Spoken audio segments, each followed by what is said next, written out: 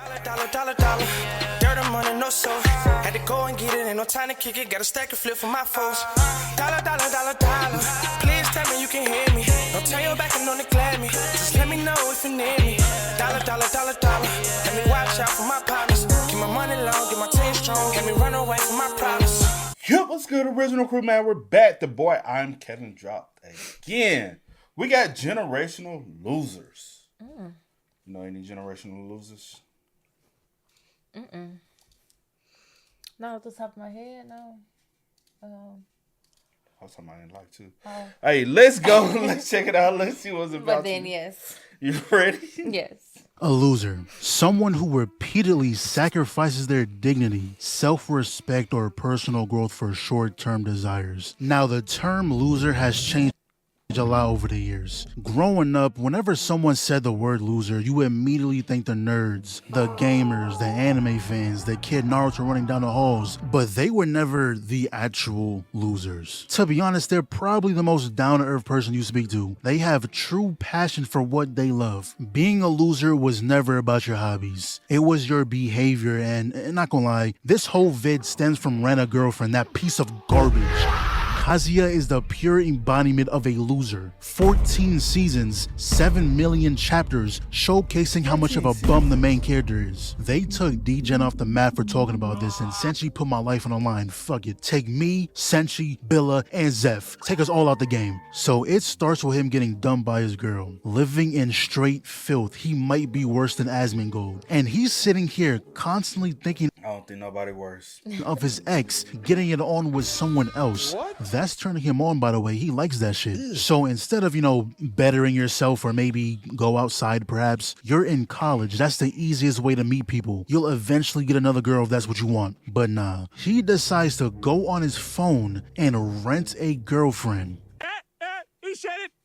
That is so bizarre to me that I thought the only way you would be able to think of something like this is if you was putting it in an anime, but it recently came to my attention. This is a real thing. Niggas in Japan could actually rent a girlfriend. Anyways, he goes on a date with the girl, and I thought this was a Apple Pay situation, paying through the app before she pulls up, but that was not the case. They sat down, he pulled out his wallet, opened it, then handed the cash directly in her hands. Do you have no shame? You had 4 chances to avoid this humiliation, but you still went through with it. And all day he's been falling for the hezzy. She's talking about oh my gosh, this is my first time ever coming to an aquarium. Yo, stop lying. Yes, you have. You're rated 5 stars, not a single bad review. I know one of them niggas took you to an aquarium. And later in the night, she initiates the hand holding, bro. Did you forget you paid for the experience? She doesn't like you. All she's trying to do is make you a reoccurring customer. Then when he gets home, he pulls out the reviews and realizes she holds everyone's hand. You're not special. So instead of taking that L to the chest, accept that you just gave that woman money to acknowledge you and move on. He rents her again. This time though, he's trying to belittle her, asking how she doesn't feel heartless for what she's doing, but she is genuinely running game on this nigga. No way, I really love this job. After all, I get to meet people like you. Next, take a 1-point lead. I don't understand what this was supposed to accomplish. At the end of the day, you paid her twice. You're the get-rich scheme. You're the method. You can't be mad at anyone but yourself. You're the one keeping her in business. Even his parents know he's a loser. When she followed him to the hospital, they didn't even entertain the girlfriend possibility for more than a nanosecond. Immediately shut that down. Afterwards, they were talking and he started trauma dumping the saddest thing I ever heard. He was like, my grandma is a legend in our family. Her biggest wish was me to find a special someone before she passes on, and I want to grant her that wish. I had a girlfriend recently, but she dumped me before I could introduce her. Then I rented you out of desperation. I'm so lame, aren't I? What am I, a rabbit? What? Who's all alone?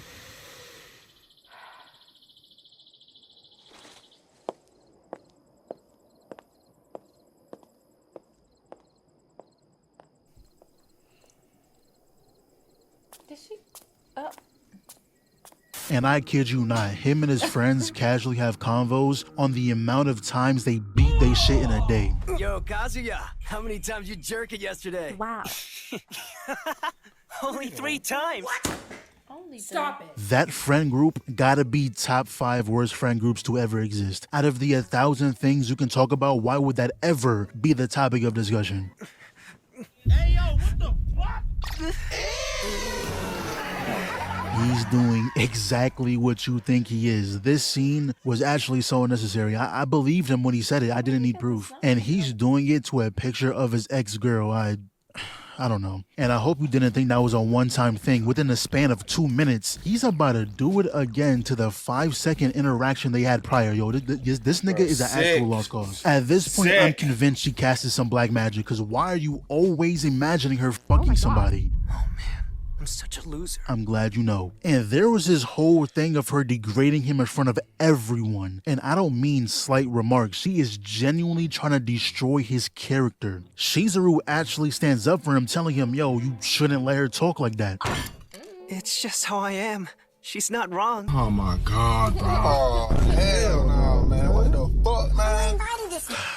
You can't be serious. Yo, you allowed her to fully degrade you, and then you followed her instructions to a T. You might as well get on all fours and lick her shoes while you're at it. The worst part is, he sits back down like a good boy, and she proceeds to order off the menu for him. Bro, you are a grown man. Never. And I don't mean she's ordering something he could have mentioned earlier, or she was ordering for the whole table. No, she gave him what she wanted him to have. Oh my god. And throughout the whole show, he's constantly crying on how pathetic he is, but he'll go out and do the same thing he was mad at himself for doing. Oh, and by the way, Shizuru is never with him because she wants to. Deadass, every time you see them together, he pays a fee for that to happen. It's like every woman in this show is running game on him, bro. It's getting ridiculous. And if you thought the gooning was over, boy oh boy, you were so wrong. For some reason, these same 10 people do everything in unison. They're always at the same place at the same time, not planned. So they always at the beach, took some pictures. When he gets home, he checks the group chat, sees his ex. Oh man, I guess it's about that time. What? For the next 2 minutes. Like Oh, seriously, the Lord next 2 Jesus. whole minutes of runtime. You need a hobby, man. This is getting bad. Pick up reading, a sport, something. Why would you Why put is that there in the so many scenes of this? It's just, real? it's too much. It's too much. And apparently the author fell in love with Shizuru, fell in love with his own drawing, his own made up person. He's been seen on Twitter shipping himself with her, drawing her around his daily life and shit. Part of me wants to believe it's some type of promo to keep up the audience attention, but at the same time, you never know. Cause he even changed Kazuya in the manga so he'll look more like him. See, that right there makes me believe he's really too far gone. This whole story is really 15 million chapters of nonsense. But I'm tired of talking about him. He gets so many chances to improve, but just chooses not to. Now I know I'm late, but I just watched this movie a few days ago. Bear from Obsession. At the start, Yeah, Rent a Girlfriend is the most absurd thing we've ever heard. Remember we did that video? Yeah. This, I was thinking about that. like, it was one of the most absurd things ever. Like, But real. and now knowing that little last part, yeah, It just comes all together. Makes sense. I wish it didn't. he comes off as a normal guy who's scared to tell a girl he likes her. You know, we've all been there. He then makes a wish for said girl to love him more than anything in the world. At first, he thought it was just a coincidence. You know, maybe she liked me the whole time, but bro, this is not Disney Channel. Every sign that showed up screaming that Nikki isn't herself, instead of saying, hold on, this is getting kind of weird, I don't look that good, he leans into it. He embraced it. That good guy act went down the drain when they was kissing on the bed and she screamed out of nowhere. Red flag on a play, my boy. That ain't normal. Then your dead cat that you put in a bag and I don't know, stuffed in the closet. How does she get access to that? You woke up in the morning with that shit on display. That should be a telltale sign that something is severely wrong. You knew her for a couple of years. That's more than enough time to figure out if someone's weird or not. So he told his boy about it and they came to the conclusion that yeah, she's deaf on Molly. And even with that possibility in the air, he still gets in a relationship with her. A whole compilation and everything. Maybe the dead cat on display wasn't enough proof. So flashback to the night when he made the wish. She tells him that her dad was dying, you know, sad baiting, crying and all. Both him and his boy was confused, like, wait, she was crying about her dad. The same dad that she doesn't give a damn about, apparently. Do you know how much you have to not like someone for it to be a known fact that you don't like them? Hours upon Especially a hours parent. of grinding, bringing that nigga name up just so you can slander it. That is what I call dedication. And they knew it was too, cause homeboy calls his phone mid-date. Yeah, Bear, remember when she told you her dad had cancer? Yeah, she lied. What? He's as healthy as a human can possibly He was be. 82 In though. fact, he's on the cover magazine of Men's Health. That nigga is overly healthy. And you would think after hearing that, Bear would be like, nah, this isn't okay. Who would lie about that? He goes home and sleeps with her. Nigga, that is the purple fruit, nigga. That's grape, nigga. That's grape. This is not okay, buddy. You're weird. Then she tapes your front door. Oh, that's just Nikki, man. She's fine. Cooks your dead cat into a sandwich. Oh, that's just Nikki, man. She's fine. Your That own sandwich you tell was odd. Bro. That sandwich looks. And so, like, there's so many times he said, hey, nah. Then he even got to the point where he was, like, considering even trying to make another wish. And he still was like, nah, I ain't ready to give up. Like, you know how sad you are, bro? Fine. Cooks your dead cat into a sandwich. Oh, that's just Nikki, man. She's fine. Your own best friend tells you that the situation is making you look like a weirdo. Oh, that's just Nikki, man. She's fine. Come home after a 13-hour shift with her waiting at the door, standing in her own filth. Oh, that's just Nikki, man. She's fine. When is she not fine? Every day can't be sunshine and rainbows. You have an excuse for everything she does. By this point, there ain't no more pretending. He knows what's going on. Him calling the One Wish Hollow Company told us everything we needed to know. And the two moments that happened after this, first being at the party where she randomly starts yelling, "It's not me, it's not me," stabbing herself with a broken bottle. And second is when she's lying in bed, literally asking for Bear to kill her because the fake version is asleep. And he thinks absolutely nothing about both situations, by the way. In fact, when she was lying in bed pleading to be freed, the first thing this nigga says, wait, what's so bad about being with me? Man, shut that shit up. Nobody want to hear that sorry shit. Free that girl. Trapped her in this hell of loving yo lame ass. And his two best friends and him end up dying because of this man. Long story short, fellas, if you like that girl, tell her. Ladies, if you like that guy, tell him. Cause truly, you never know. They might like you back. You don't want to be a bear. Now, someone who actually saddens me to You agree with that? Mm-hmm. You do? What, telling them? Yeah. Yeah, I mean, But also read the room. learn how to read the room, yeah, for sure. But well, you can try, but also be prepared for possible rejection and know how to process that. Okay, please. and know how to process that. Like, there's going to be a lot of rejection in life. Don't end up like an EDP because you feel like in your head that you going date somebody that don't even know that you. You know what I'm saying? So, yeah. Talk about, but he has to be on this list. Mordecai. As much as I rock with Mordecai, I have to come to terms with the fact that he's a loser. He's had a thing for Margaret for so long and refused to do anything about it. I swear she's been with 15 different niggas before Mordecai got the courage to ask her out. You know, at some point, you see this girl every day, you gotta say something. But that's not what makes him a loser. Being nervous doesn't make you a loser. Everyone gets nervous. But not everyone would vaporize their best mans over some shit like that. Now, Rigby doesn't get a free pass because he is truly the biggest L-mans in history. I can't fully call him a loser, but he for sure has loser tendencies. He made Margaret laugh one time and all of a sudden he think he Dave Chappelle. Going out his way to make her laugh just to get Mordecai jealous. And the cherry on top, he asked Margaret out to the movies right in front of him and she said, yes, nigga, I will behead you.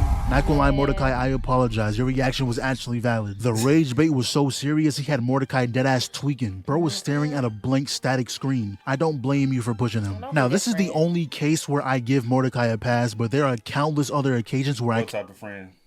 I like Rigby. I had a homie like that though. Yeah, don't be different. Keyword had. Yeah. Keyword had. I mean, that nigga still got smoke to this day. You just can't. You don't snake your homie like that though. You know, especially when nigga, I've been at your house, you been at my house. You know, like, nah, bro. What you looking like that for? It's just one thing to cross somebody like you really supposed to have a bond with. You get what I mean? Like, nigga, we supposed to be locked in if we Ain't no switching up. But you switched up, nigga. Now if I might smack your ass when I see you. Can't defend this dude. It got so bad to where he was buying cologne that would apparently make Margaret fall in love with him. Or when he was clowning Rigby for wanting to go to this concert, but the millisecond he heard Margaret was going, he was all for it. Really begged Benson for overtime to afford the tickets, just for when you actually get there, you see Margaret chilling with her boyfriend. Wow. There was this other time where she left for college, had Mordecai depressed for months. When he finally got himself back together, you think, oh, finally. If you know she in a relationship, be like, hey, she off limits. Mordecai depressed for months. When he finally got himself back together, you think, oh, finally, he must have got over her. No. He was doing laundry, came across a sweater she left behind, and this nigga really drove 20 hours just to give it back to her. And not only that, he kicked Rigby out the car because he was the only person making a lick of sense. 20 hours is ridiculous. I don't know how his brain allowed him to do that. If I even go past 2, that's when I start getting mad at everything. The rest of the ride is no music, just straight wind noise. And I don't even gotta explain this next clip. Just look. Your chariot, milady? Thanks again for letting me borrow your car. Hey, it'll be nice having you drive me around. For a change. Makes me feel special. Yeah.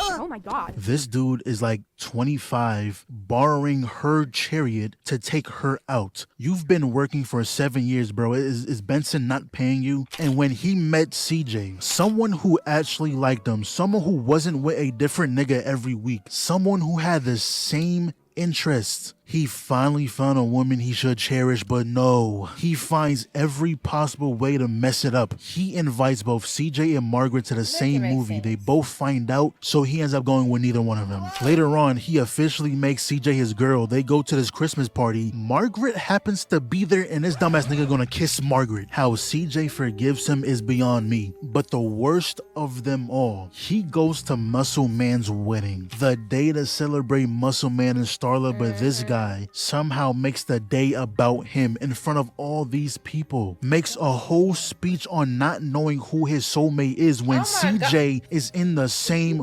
room. Embarrassed her in front of all these people. And that was the last time for the rest of the show we ever seen her. Spent multiple seasons chasing Margaret, fumbled 99% of the time, finally gets with someone who genuinely likes him but threw it all away. This guy sucks. Now, those first 3 were romance related, but this next one is a loser in a different sense. Greg Heffley. You don't even realize it until you go back and rewatch the movies when you're older. This little dude swear he's the talk of the town. Obsessed with looking cool, but hasn't done a single cool thing throughout any of the movies. He couldn't even find a seat at a lunch table. And Rowley, his only friend, loyal into the very end. But I guess that isn't enough, because Greg treats him like shit. Clowns on everything he does, what he wears, how he acts, picking out what he wears, changing the way he walks. And I don't know what type of game this is. What's the end goal, the objective? I just know Greg is the one who came up with this. Why are we throwing footballs at the other person riding down the hill? There's a reason he ain't want to go first. He knew this was stupid. Ended up breaking Rowley's arm. And when Rowley was the one who gained all the attention,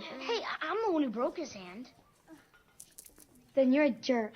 and he was dead jealous that Rowley had all the motion. So he tried faking his own cast, but they do not fuck with you, bro. Hang up the jersey. Then the kid who was in charge of doing the school cartoons got sick. Greg seen this as an opportunity, and after 2 wasted notebooks, he finally realized he can't do this alone. He calls Rowley over to help him, so he's showing him what he likes. No, it's not funny. Well, I think it is. I like Zooey Mama. You know what? If you like it so much, then why don't you go do it yourself? What? Yo, you called him over here. What do you mean do it yourself? He didn't want to do it in the first place. Yo, this kid is a genuine asshole, and it only gets worse from here. They're both in the safety patrol, and with the cast on, Rowley isn't able to get wet, so he couldn't walk the kids home. Greg borrows Rowley's jacket, told all the kids to get in the hole. The neighbors seen that, said, yo, what's going on? Rowley, is that you? Yeah, it's me. Wow. Got his ass sent to the principal's office, got his badge removed, kicked off the team. Greg talks to his mom very vaguely about it. I know the truth about something, and if I say it, it could hurt somebody, but if I don't, it could hurt somebody else. Well, just go with your gut, Greg. I decided to let Rowley take one for the team. Wow. This kid has the soul of a demon. And after everything was done, after all the consequences was dealt out, is when he finally decides to tell Rowley the truth, and that's all he did. Tell the truth. Not an ounce of remorse, not a single sorry escaped his mouth. He said, yeah, it was me. But we both learned a valuable lesson from this. I gotta watch for who's around, and you need to watch who you lend your coat to. Something's wrong with him. That's not human, man. You're not regular, man. The devil. Now, someone who is way worse than everyone on the list combined. Man, I've been waiting so long to slander this bitch. You would have been. Yeah, I had to You see got me. smoke. Chaz nigga, Rudius. I probably talked about him before, but I don't remember. I would never pass up a chance to get the Mushoku Tensei fans mad. Rudius, your GOAT, is a fucking loser. More than a loser, actually. He's the scum of the earth. The difference between him and everyone else is that everyone else is redeemable. Kazuya, Mordecai, Greg, I wouldn't mind having an exchange of words with them. Rudius, I don't even want to be seen in the same room. So Rudius before the reincarnation was a shut-in. He stood a shut-in for the next 20 years before he got kicked out. You want to know the reason why he got kicked out? No. Instead of attending his parents' funeral, he decided to stay his funky ass here and goon to a video of his niece bathing, which he got. Wait, what? Okay, no, sir. Nigga, No, why we even including this weird ass shit, bro? That's yeah. I'm telling you, bro. No, thank you. No, thank you. Want to wrap up the video? I gotta skip past it part, bro. You need to be exterminated. This is not a safe space. If you see any comments like that, get on their ass. I usually don't condone bullying, but sometimes it's needed. So he gets kicked out and ends up getting hit by a truck, reincarnating into a new world. Now, you would think that given a second chance, he would make the most of it, bettering himself as a person, not repeating the same mistakes he did the first time. But no. He doesn't change. He actually creates a shrine of his teacher's panties, a holy relic he worships for good luck. Extremely weird, but somehow not the worst thing he's done. Later on in the series, he actually falls in love and does it with Eris. She is 15, by the way. You see how that's wrong, right? The Rudius Glazers love to say, oh, but he was reincarnated. He's actually younger than she is.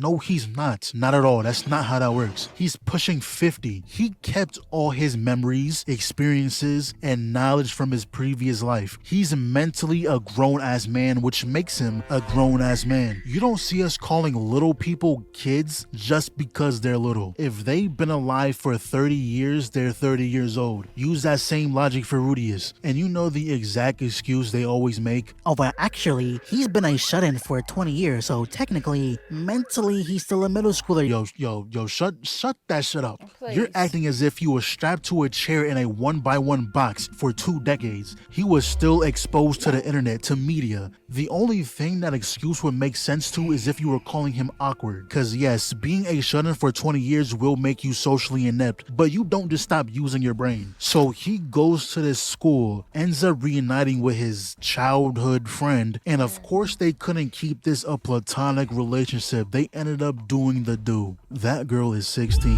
What more do I have to say? All y'all Rudius fans? FBI, open up! And we can even bring this to real life. There was a time where you couldn't get past 3 scrolls on social media before seeing another one of those prank videos. There was this guy who was running around the Alright, we done. So we can't Thank show you. Anything pertaining to that, we do not do over here no more. YouTube do not allow us to. So, good vid. Y'all spam us up. Let us know y'all thoughts in the comments for us down below, man.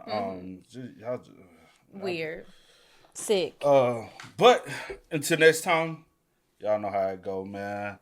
I do go by the name DJ New Kid. This is Sierra Nicole. Kid and We are. No time to kick it, got a stack of flip for my foes. Dollar.